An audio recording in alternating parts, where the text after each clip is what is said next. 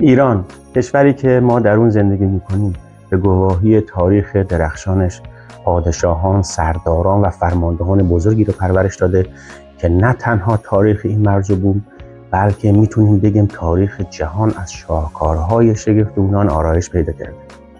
این فرماندهان بزرگ و مردان نامی که شالوده نیکنامی و هستی امروزی ما رو ریختن، بیشتر هنگامی دست به شمشیر بردن که کشور از هر سو دچار هرج و مرج و در تنگنای بیچارگی و ناتوانی بوده.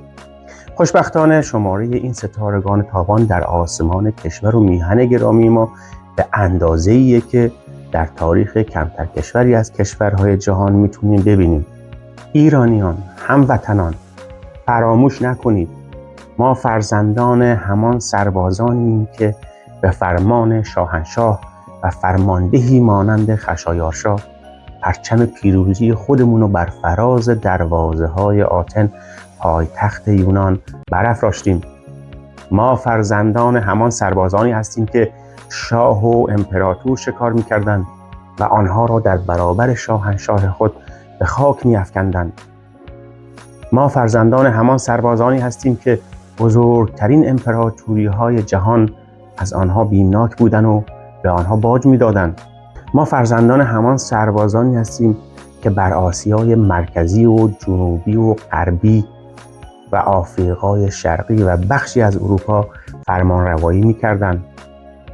ما فرزندان همان سربازانی هستیم که نه تنها دوست بلکه دشمن هم از ستایش بزرگی اونها نتونست خودداری کنه. ما اندیشه خودستایی نداریم. تاریخ پهناور جهان و نوشته های بزرگان تاریخ خود بهترین گواه درستی و راستی گفتارمونه. درود دوستان، من ارسلان هستم و منم بهاره. به کانال رئال هیستوری خوش اومدید. در این کانال ما در مورد تاریخ ایران بدون تعصب، اغراق و غرض‌ورزی با مطالبی تاریخی و مستند از منابع معتبر در خدمت شما هستیم. پس اگر به تاریخ ایران علاقه دارید و دوست دارید اطلاعات تاریختون افزایش پیدا کنه، با ما همراه باشید. و اگر محتوای این کانال رو پسندیدید و دوست داشتید و تا به حال کانال رو سابسکرایب نکردید، لطفاً کانال را سابسکرایب کنید. لایک و کامنت هم یادتون نره. منابع ما در این ویدیو کتاب‌های زندگی نادرشاه اثر جوناس هانوی، نادر پسر شمشیر نوشته نورالله لاروردی، نادرشاه اثر لارنس لاکهارت، تاریخ روابط ایران و هند اثر ریاض‌الاسلام، تاریخ تحولات سیاسی اجتماعی ایران در دوره افشاریه و زندیه نوشته رضا شعبانی، تاریخ ایران نوشته عباس اقبال آشتیانی و تاریخ ایران اثر سر پرسی سایکس می باشند. یکی از شخصیت‌های فوق‌العاده تاریخ خاورزمین یا حتی جهان در سده‌های اخیر نادر پسر امام قلی بیک خراسانی است که از میان مردمان فرودست خطه خراسان قد برافراشت.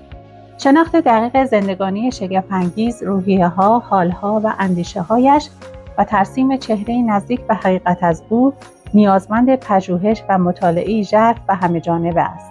نادرشاه از مردان بزرگ تاریخ بوده و مورخین دنیا او را از لحاظ نبوغ جنگی در ردیف اسکندر، تیمور، ناپلئون و فردریک می‌دانند. جنگ‌های او از شگفت‌انگیزترین وقایع جنگی جهان است. با توجه به اوضاع زمان، کشوری که دچار سرشکستگی و زبونی شده بود، به همت و فداکاری و استقامت این مرد دلاور با سرعتی معجزه‌آسا به منتهی درجه قدرت و عظمت رسید.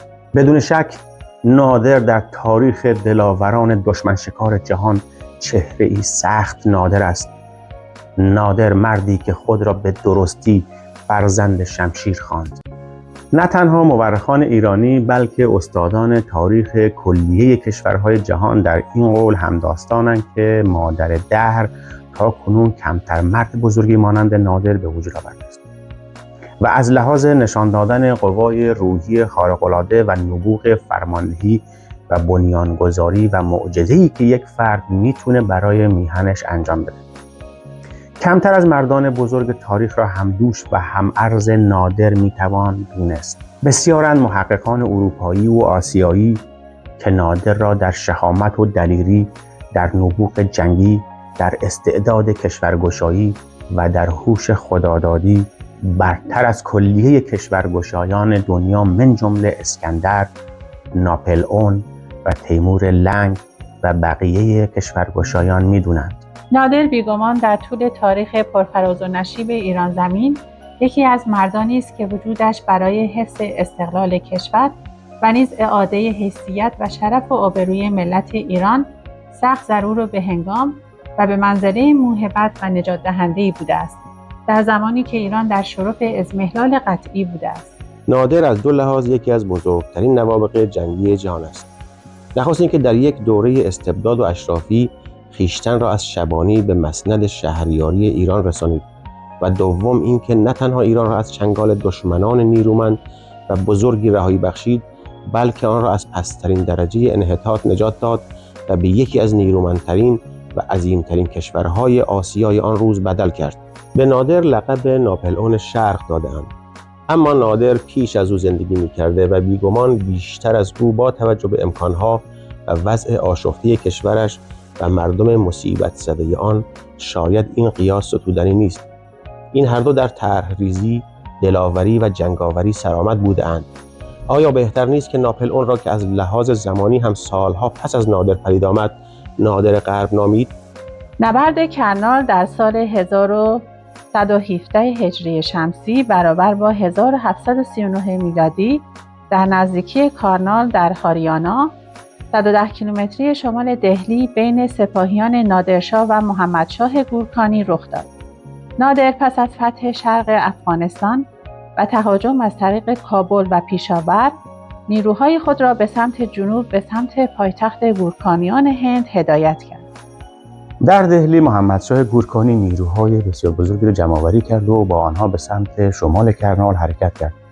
در این جنگ نیروهای نادر ارتش محمدشاه گورکانی را شکست دادند. این نبرد نقطه اوج عملیات نادر، یک شاهکار تاکتیکی و بالاترین دستاورد نظامی نادرشاه در تمامی عملیات نظامی او میباشد و با شکست سپاه بزرگ گورکانی راه برای فتح دهلی توسط ایرانیان هموار شد. پس از شکست اشرف افغان در نبردهای دامغان، مورچه خورد، نبرد خش و دالکی در حومه کازرون، به سمت کرمان فرار کرده و از آنجا عازم هرات و قندهار گردید. نادرشاه به تعقیب افغانها پرداخت و پس از درگیری در قندهار آنها را شکست داد و شهر را به تصرف درآورد. بقایای افغانهای شکست خورده به سمت دهلی گریخته و به دربار محمدشاه گورکانی پناهنده گردیدند. پس از فتح افغانستان، نادر که به دنبال بهانه‌ای برای حمله به امپراتوری گورکانی بود، با اعزام فرستادگانی به دربار محمدشاه گورکانی خواستار استرداد فرماندهان و یاغیان افغانی به دربار ایران شد.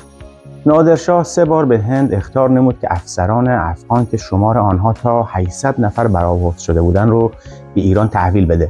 اما پس از رسیدن فرستادگان نادر به دهلی و اعلام درخواست بازگرداندن پناهندگان افغان به ایران، محمدشاه با مشورت امیران و وزیرانش رأی به عدم تحویل پناهندگان دادند و با فرستاده نادر به تندی برخورد نموده و سرانجام او را به قتل رسانید. یک بار نیز سفیر نادر را 1 سال در دهلی معطل کرد و پاسخ درستی به او نمیداد و به این ترتیب زمینه و بهانه لازم جهت لشکرکشی نادر به هندوستان فراهم شد.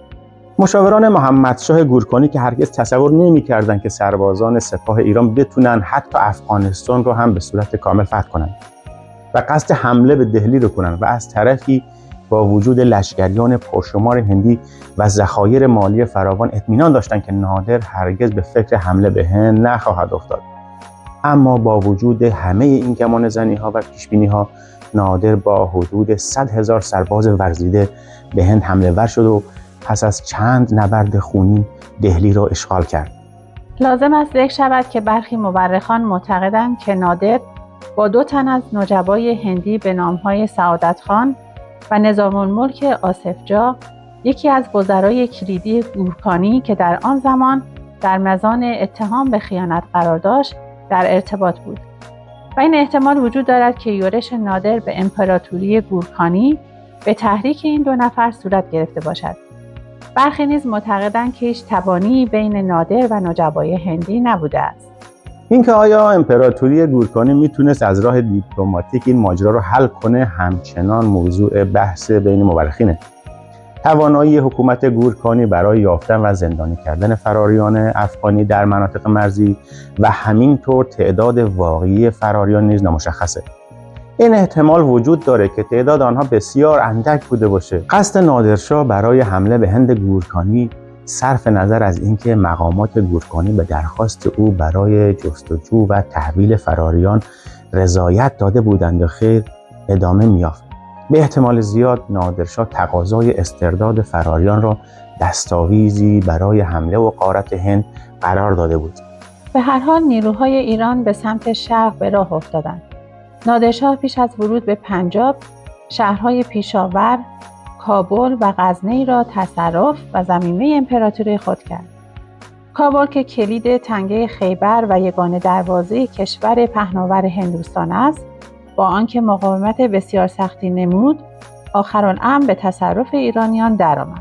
غنایمی که در این نبردها به دست نادر افتاد بسیار گرانبها بود. گذشته از اسلحه و جواهرات، پول نقد زیادی هم بود و این پول در این موقع برای نادر اهمیت و ارزش زیادی داشت، چرا که به وسیله اون تونست حقوق عقب افتاده سربازانش رو بپردازه. هنگامی که نادر به سمت سرزمین‌های گورکانی حرکت کرد، تابع گرجی او و پادشاه آینده گرجستان شرقی ایراکلی دوم که رهبری گروهی از گرجی‌ها در سپاه ایران را نیز بر عهده داشت، او را همراهی می‌کرد. با شنیدن خبر نزدیک شدن نادرشاه از قندهار، والی پیشاور و کابل لشکری متشکل از 20,000 نفر را که اکثراً از مزدوران افغان از قبایل شرق افغانستان بودند، برای مقابله با پیشروی ایرانیان گسیل داشت. موقعیتی که برای مقاومت در برابر ارتش ایران انتخاب شده بود بسیار مناسب بود، زیرا از طریق تنگه خیبر تنها ستون کوچکی از افراد می توانستند پیشروی داشته باشند و هر گونه استقرار در گروه‌های جنگی غیر ممکن بود. نادر که بی‌نتیجه بودن مبارزات رو در رو دریافته بود، بنا به پیشنهاد یک راهنمای محلی مسیری جایگزین را از طریق گذرگاه سرچوبه که گذرگاه دشوار و در عین حال قابل عبور به موازات مسیر تنگه خیبر بود رو در پیش میگیره و تنگه رو دور میزنه. سوار نظام نادر با دور زدن تنگه خیبر از جناح پشت به نیروهای والی افغان رسیده و پس از درگیری کوتاهی اونا رو کاملا شکست میدن. بدین ترتیب مسیر منتهی به نواحی شمالی امپراتوری گورکانی باز شده و بدنه اصلی ارتش شاهنشاهی ایران تونست وارد نواحی داخلی سرزمین گورکانی بشه. از این مرحله تا لاهور موانع زیادی چون رود اتک و قلایی که معابر رودخانه را محافظت می‌کردند وجود داشت که نادر همه را با روشنبینی و شهامت پشت سر گذاشت. در سال 1117 هجری شمسی نادر گارد پیشروی خود را از پیشاور به سمت جنوب رودخانه سند در پنجاب به حرکت درآورد. سپاه ایران با عبور از رودخانه در راه لاهور روستاهای بی‌دفاع را مورد تاخت و تاز قرار دادند. والی لاهور به امید مقاومت شروع به تقویت سنگرهای خود کرد. با این وجود نادر به پیشروی ادامه داده و از جهتی غیرمنتظره با چنان قدرتی حمله کرد که پس از گذشت یک روز والی تسلیم وی شد. والی لاهور با پرداخت 2 میلیون روپیه به نادر در سمت حاکم لاهور باقی میمونه. خبر سلسله فتوحات سپاه نادر در دربار محمد شاه گورکانی در دهلی حیرت زیادی ایجاد کرده بود. آصف جاه به حضور محمد شاه حاضر میشه و درخواست کمک به نیروهای نظامی به سراسر شمال هند فرستاده میشه. در 22 آذر 1117 سپاه گورکانی از دهلی برای مقابله با نیروهای مهاجم به سمت شمال حرکت میکنه. روایت شده که عظمت این سپاه به حدی بود که طول ستون نفرات به 25 کیلومتر و عرض آن به 3 کیلومتر میرسید. ممکنه در این روایت اغراقی هم صورت گرفته باشه در منابع. خود محمد شاه نیز به این سپاه میپیونده و به دلیل وسعت دست و پاگیر سپاه گورکانی محمد شاه نتونست نیروهای خود رو فراتر از کرنال که تقریباً 120 کیلومتری شمال دهلی بود به پیش ببره. اگر محتوای این کانال رو پسندیدید و دوست داشتید و تا به حال کانال رو سابسکرایب نکردید، لطفاً کانال را سابسکرایب کنید لایک و کامنت هم یادتون نره. نادر یک گروه هجومی متشکل از 6000 سوار کرد را به فرماندهی حاجی خان با هدف جمع‌آوری اطلاعات و اسیرگیری به منظور بازجویی فرستاد. گروه مهاجم به یک گروه از سپاهیان گورکانی یورش برده و تعدادی را اسیر و به اردوگاه نادر بردند. نادر فرماندهی نیروهای خود را به پسرش مرتضی میرزا سپرد و با گروه کوچکتری به سمت قلعه قدیمی به نام عظیم آباد در 32 کیلومتری کرنال پیشروی کرد و آن را تسخیر کرد.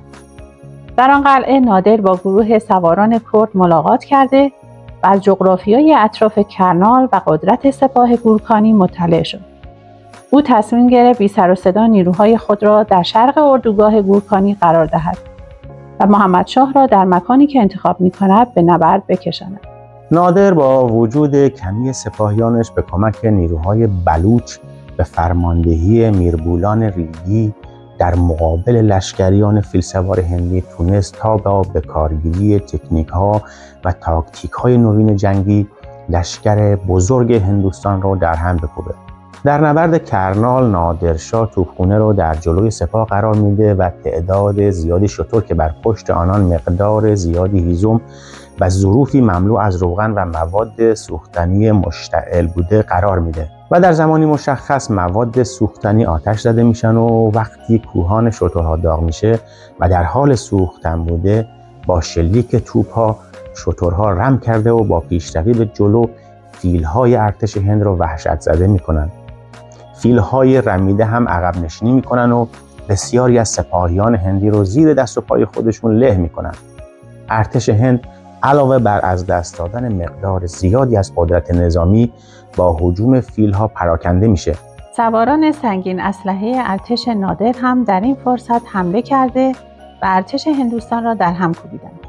بدین گونه نادرشاه افشار شاهنشاه ایران توانست با استفاده از تکنیک‌های کارآمد ارتش خود را به یک جنگ افزار رعب‌آور برای دشمن تبدیل کند.